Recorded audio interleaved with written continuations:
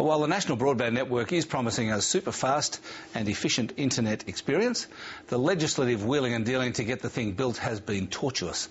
23 pages of amendments were dropped late on Wednesday to try to appease the wide-ranging concerns of various telcos and cross-bench politicians. But progress has been made, and who knows, maybe a special sitting of the House of Representatives will even pass the thing into law next week. I spoke to the chief negotiator from Optus, Maha Krishnapillai.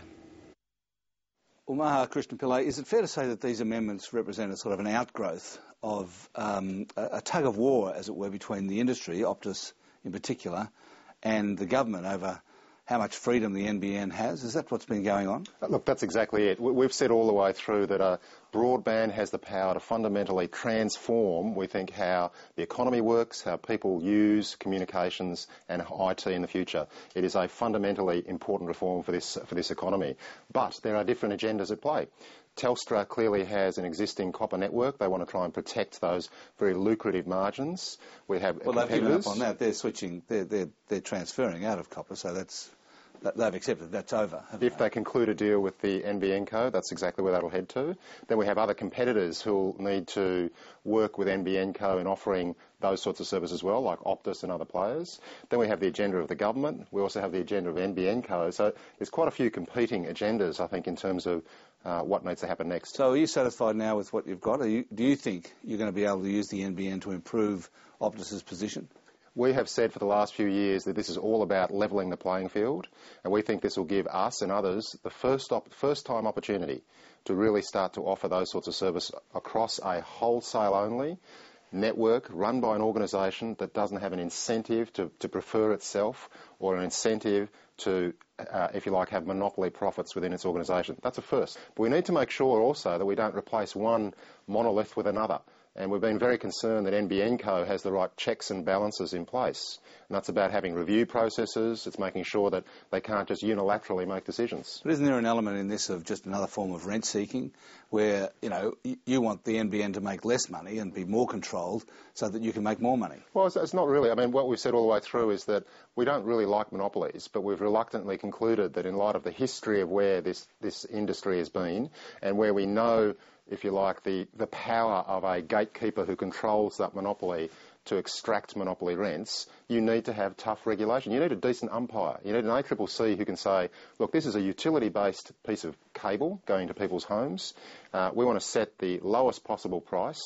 Otherwise, the real danger is that NBN Co will just become a cost-plus organisation and just sort of bloat its own prices, if you like, wherever it likes. There seems to be an ongoing argument about the pricing, that the NBN is going to be more metered pricing so that the flat price data plans are going to be difficult in the future. Is that correct? Look, there's some nuances around pricing that we have concerns with, which is why we're very concerned to make sure that the ACCC, the umpire, has pricing authority over NBN Co in every possible way. So, there are different assumptions about growth and usage, absolutely. So you set, in communications, you set an access charge generally, and then you have a usage charge that varies. If they get the wrong equation between those two differences, we'll either over-recover the build, which is one possibility, or under-recover the build. So it's important that the ACCC has the ability to fine-tune that over the years. The other thing you seem to be asking for is some sort of Chinese wall in Telstra so that Telstra executives who tell the sales people too much get thrown in jail. We've just had a court case that has taken us 10 years to slog through the court system on pre-selection, if you recall that from many years ago, where Telstra was given information about which Optus customers had pre-selected to Optus, and they were using that information at the executive boardroom. Now, that sort of gross, if you like, abuse of that information is what we have to stop happening in the future. So if Telstra is told that a certain area is going to be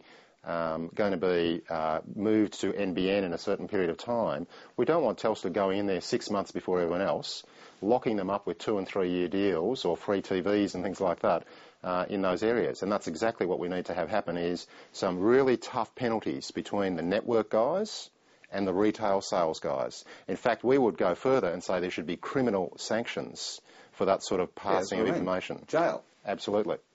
But what about the only incentive? Remember here that this is the issue that we've had in the last few years with Telstra. money will not deter them in terms of behaviour. They are sitting on 60% margins in their copper network. They make billions of dollars a year in free cash flow. Money is not going to deter them. Criminal sanctions are the only way you're going to stop that behavioural change. But Sole Trio's gone now. It's a different company. It's not a different company. It's certainly the same company. It may have a nicer leader in charge. The reality is Sole Trio or his ilk could come back tomorrow. In fact, even more bizarrely, you could have Sole Trio in charge of NBN Co in years to come, which is why we're so concerned to get the rules right. Now, there's a thought. There's a very funny thought, and I certainly wouldn't like to see it on many levels. But you need to make sure the rules take account of, Phil Burgess being in charge of Telstra and Sole Trio being in charge of NBN Co. Thanks for joining us, Maha. Thank you, Alan.